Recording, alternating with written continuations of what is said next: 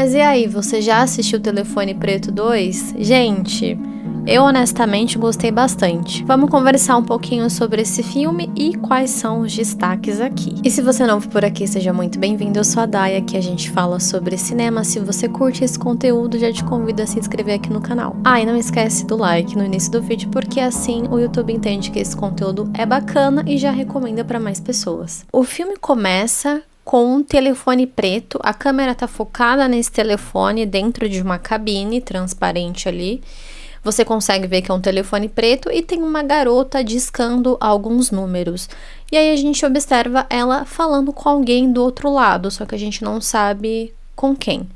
O filme ele começa criando um suspense que a gente não sabe exatamente o que esperar. E para quem não sabe, esse filme é baseado em um conto de um autor chamado Joe Hill. A gente tem a continuação da história do primeiro filme com o Finn, que é o nosso protagonista, né, no primeiro filme, por conta, enfim, de ele ser um sobrevivente ali de um sequestro, de um serial killer, né, que já tinha sequestrado e assassinado outros vários garotos. E ele vive ali uma vida meio descontrolada. Você percebe que ele tem alguns problemas psicológicos, obviamente, faz uso de algumas substâncias também. E ele tá ali passando por um trauma, né? Um trauma que não foi devidamente tratado. E a irmã dele, a Gwen, continua tendo aqueles pesadelos, aqueles sonhos vívidos de sempre. A Gwen aqui, ela tem muitos episódios de paralisia do sono e sonambulismo, o que para mim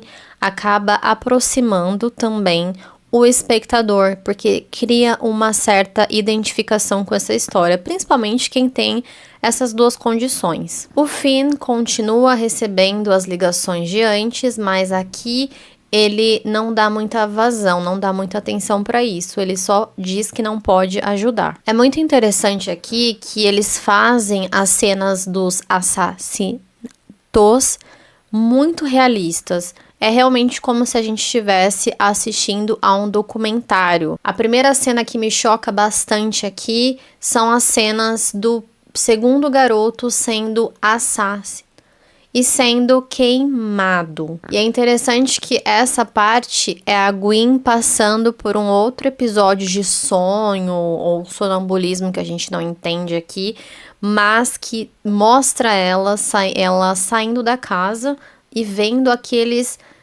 restos mortos do garoto. E esse filme usa técnicas bem interessantes de Super 8 e VHS caseiro. Então, várias cenas que tem os garotos sendo perseguidos na floresta, ou a Gwen tendo esses episódios de sonambulismo, de sonhos reais, vívidos, né?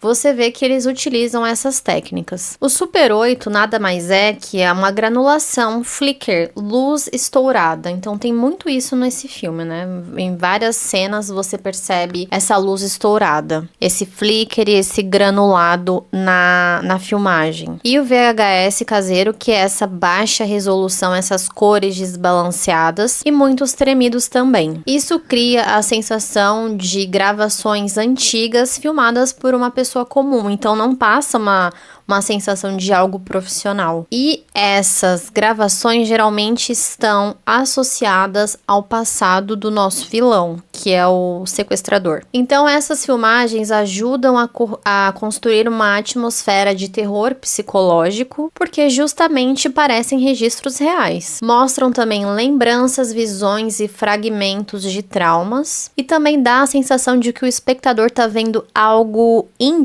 algo proibido de ser visto. Isso funciona muito bem porque causa um realismo sujo, um estranhamento e de que algo está sendo revelado por detrás das câmeras. Então toda a aparelhagem que é utilizada aqui consegue criar muito bem esse terror psicológico nos filmes de terror. Então eu acho que resumidamente é isso. O principal efeito que a gente consegue ver aqui nesse filme são esses. Aliás, esses dois, né, que eu acabei de comentar. As cores também, você vê que são cores bem frias, muito frias.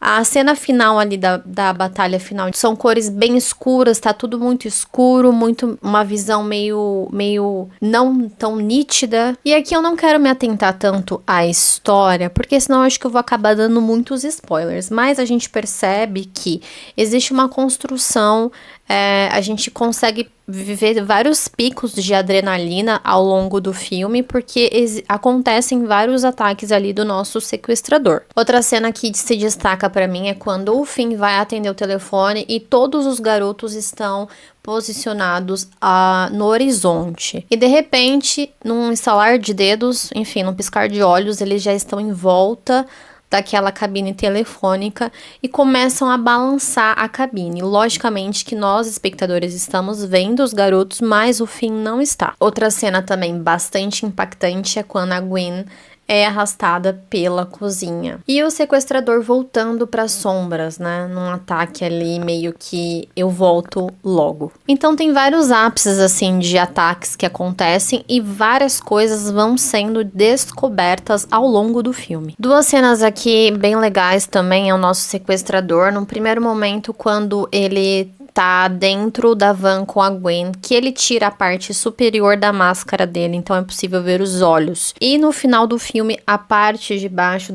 da máscara é retirada. Eu acho que tem uma cena pra mim que também é bem marcante, quando eu acho que a Gwen ali, a gente poderia trazer pra uma espécie de paralisia do sono, quando ele dá uma machadada no braço dela e o braço dela começa a sair aquele líquido que vocês sabem. E isso me fez lembrar bastante do Fred Krueger, porque o Fred Krueger, ele volta através dos sonhos das pessoas e ele ataca elas através dos sonhos.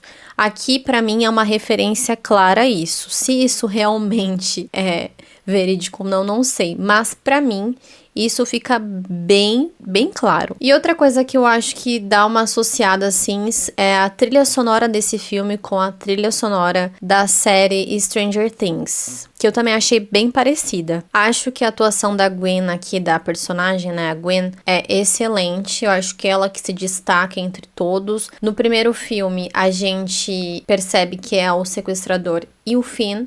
No segundo filme já é mais o sequestrador e a Gwen. E a construção do filme eu achei bem interessante. Eles fazem esses picos de emoção, né? Esses picos de adrenalina do que vai acontecer e a história vai se desenrolando aos poucos. Tem uma pegada bem macabra, né? Porque você vê que esse sequestrador, ele realmente é muito mal, muito maléfico.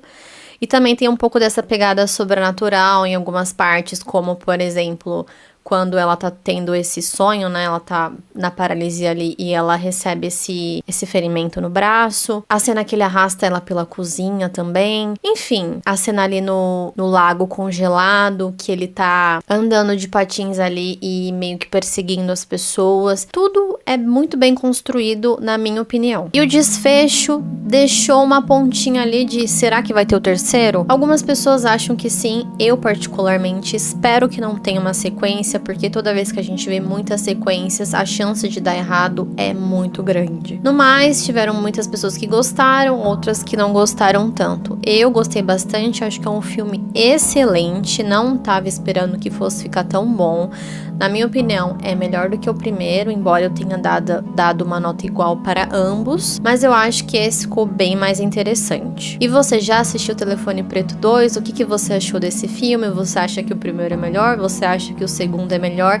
Se não viu ainda, assiste, porque tá bem interessante, tá bem legal, construíram muito bem o filme, é um filme que prende a atenção e não é chato de assistir, não é monótono e não é mais do mesmo. Não esquece de deixar sua opinião aqui nos comentários, que eu gosto muito de saber o que vocês acham sobre os filmes. Não esquece do like e a gente se vê no próximo roteiro.